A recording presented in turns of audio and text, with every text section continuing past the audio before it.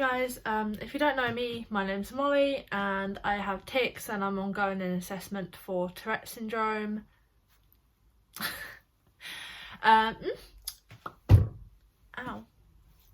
punched my dresser. So I saw a few people talk about rare conditions that should have more awareness for, and I thought I'd do the same since I had one when I was a baby. And not much is known about it, so there's not really so there's not really much information. Fuck off.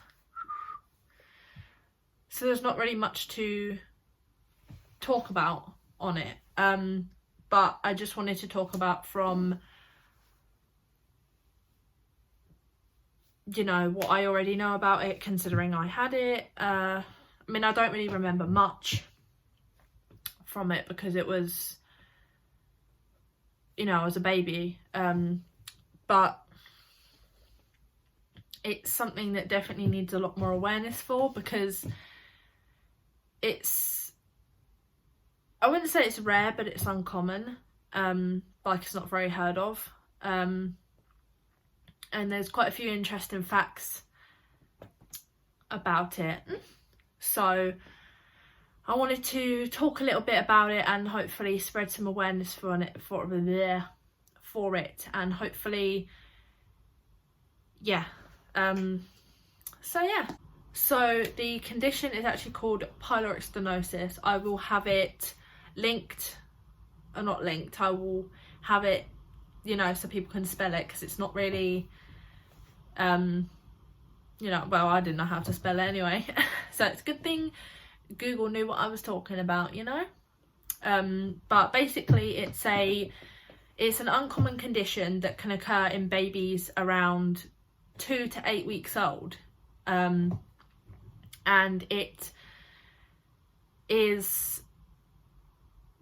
basically where your that like a muscle valve or something between your stomach and your small intestine get blocked, and it stops food from entering. So basically, from what I was told by my dad,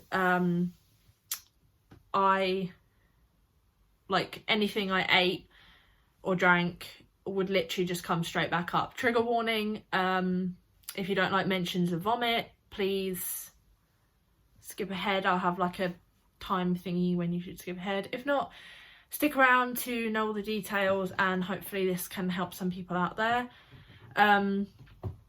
Yeah, basically, anything I would eat or drink, I would immediately projectile vomit straight back up, and the fucking wallrider's coming. Ow. And basically, I mean, it can often be mistaken for drug withdrawal if parents have been on drugs while they're pregnant with their child, or, you know, things like that. Especially the mother, if the mother is ingesting or taking drugs while she's pregnant with her child, then doctors can mistake it for drug withdrawal syndromes that are you know, that are presented in babies from drug addicts and whatnot. So there's that. Basically,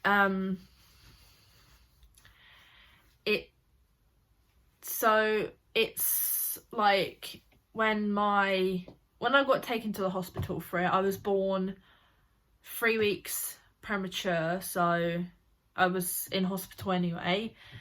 But then I was allowed to go home, and then I presented with the symptoms, and I was taken into hospital, and the doctors thought it might have been drug withdrawal syndrome, but it wasn't. But it was actually a coloured doctor, a doctor of colour, who found out what was actually wrong with me.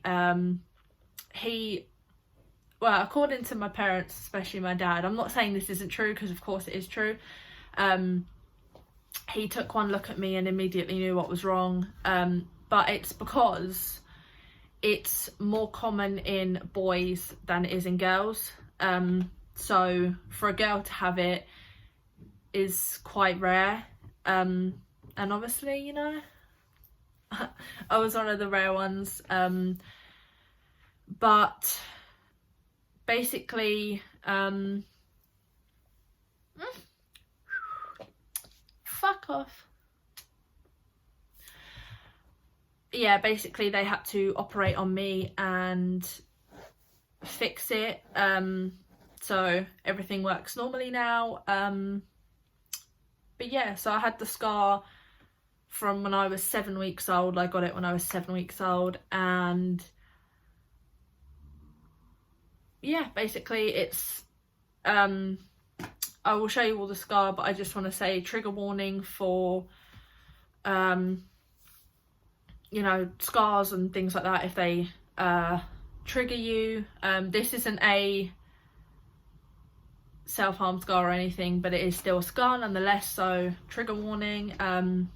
Yeah, so this is the scar. If you can see it right here, it's on my right side of my, just below my ribs. And basically it, what, oh okay, sorry, I thought I sat on something. Basically it stops you from being the same, and basically the doctors turned around to my dad and said if I didn't get it fixed I would die, because basically when you don't get it fixed you obviously can't eat anything, so you can't absorb any nutrients, you're not getting any food, so basically I would have starved to death. God, I'm making it sound like a right sob story, and no, but that's what the doctor said.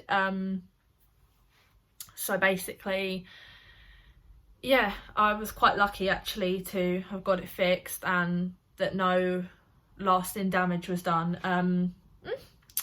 I do also have a sensory processing disorder, and I think that condition, pyloric stenosis, actually gave me some sort of PTSD towards certain foods, because I can't eat certain foods without like physically gagging at how bad the texture is, and my body just like reacts to it and I can't do it. So I've been put off of quite a lot of foods. Like, people always used to think it was fussy, but that I was being fussy, but it's literally the fact that my pyloric stenosis and my sensory processing disorder, they're comorbid with each other, and well, for me anyway, they're comorbid with each other, and they,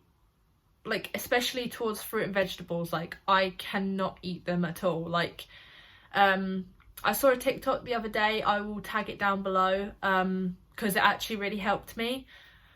But with those two conditions, I don't have pyloric stenosis anymore, but it's still sort of like kind of built into my brain, if that makes any sense. Like, it's very like to do with my like textures, like food textures and whatnot, and the sensory processing disorder definitely doesn't help. But yeah, so that's that. So I do have my computer next to me. I'm reading off my computer, otherwise I'd never be able to remember everything, all the information. I know I said there's not a lot of information, but for the information there is, I have a terrible memory. So what is going on with my hair today? Hair, be still, please. Thank you. If left untreated, pyloric stenosis can cause dehydration, electrolyte imbalance, and lethargy, which basically means tired all the time. So the way they would English, come on love. So the way they would treat it is by making an incision in the, also I need to think of the proper terminology to help people. They would make an incision in the wall of the pylorus, and fix it. I don't know. That's probably not helpful, but basically, yeah. How does it happen? I've got like categories here, you know. So in babies with pyloric stenosis, the pylorus gets thicker and food moves into the small intestine more slowly. So basically it's not being allowed through, so it's sort of, you know, like basically, yeah. So I have a list of why can't I talk today? I have a list of symptoms here, so I'm just going to read them out, and I'm gonna, you know, so this hopefully will help people. Vomiting after feeding, persistent hunger. This is just, you know, sort of early warning signs. This isn't like the worrying stuff yet. Dehydration, changes in bowel movement, and weight problems. Because for much of my childhood I was quite underweight, and obviously with the texture problems that a lot of people mistook for me being fussy, didn't help. I mean, I was fussy, you know, what child isn't fussy? But basically, that was a failed whistle. Let's say rest in peace to that whistle, shall we? It says when to see a doctor. Projectile vomiting after feeding, seems less active or unusually irritable, urinates much less frequently or has noticeably fewer bowel movements, isn't gaining weight or is losing weight. So that's sort of your sign, like when to see a doctor kind of thing.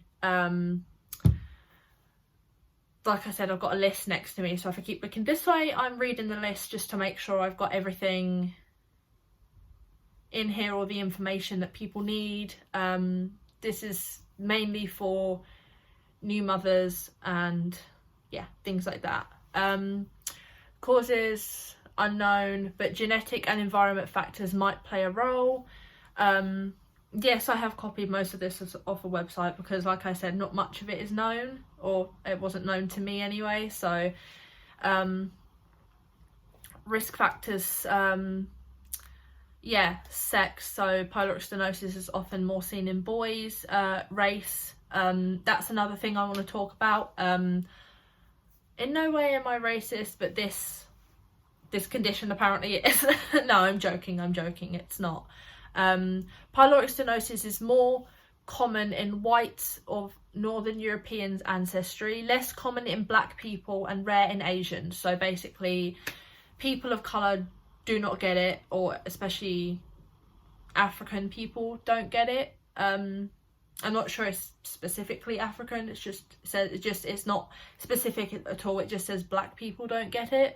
And YouTube, please don't take this down because I'm mentioning black people. I'm not racist and this is not a racist video. It is talking about a health condition. Yeah, anyway, next one. Premature birth. I was born prematurely by 3 weeks. Fun for me. Pyloric stenosis is more common in babies born prematurely than in full-term babies. Family history. Studies have found higher rates of this disorder among certain families. Pyloric stenosis develops in about 20% of male descendants and 10% of female. Yay, lucky 10% me, right? No, I'm joking.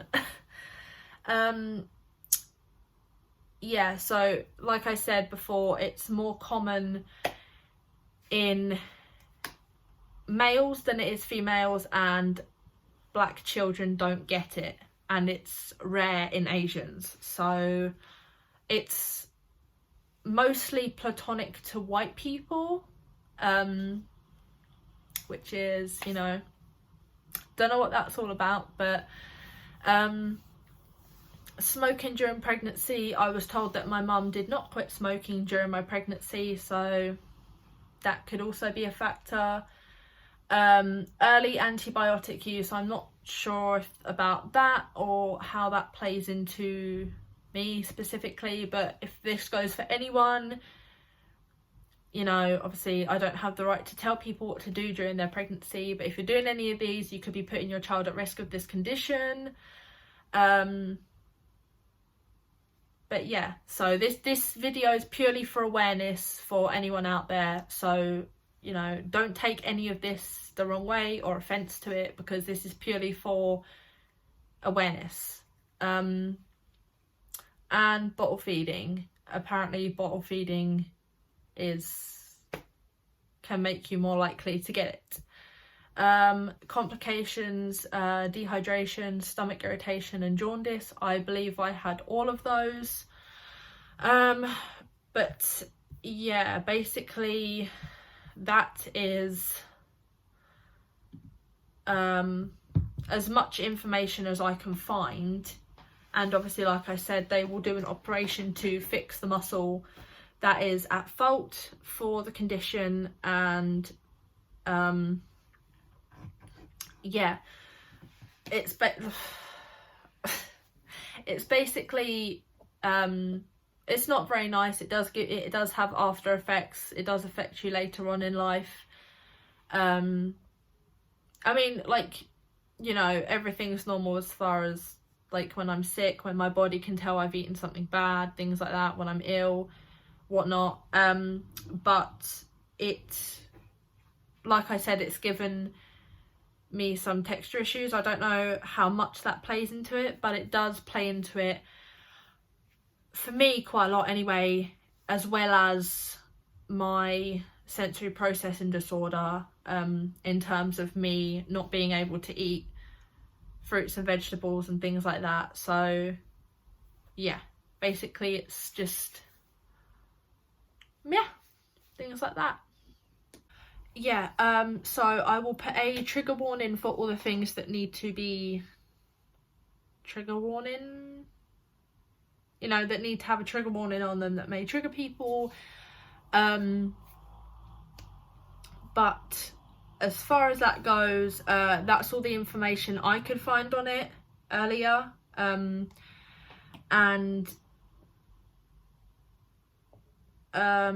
Yeah, sorry, I got distracted on my computer screen. That's all the information I could, let's close that so I don't get distracted. That's all the information I could find on it. I keep rambling now. But you know, if you feel like you need more information, please feel free to do more research. I did quite a lot of research, and I asked my dad what else, you know, he witnessed through it. Obviously, because I was 7 weeks old, I wouldn't have remembered it. But yeah, like I said, please do not anyone take offense to this video. This is purely for awareness, and you know, to help people who may or may not be in a similar situation, or may need this information for future references. As far as genetically, it doesn't say anything about that. As far as like maybe like if I pass it on to my kids or things like that.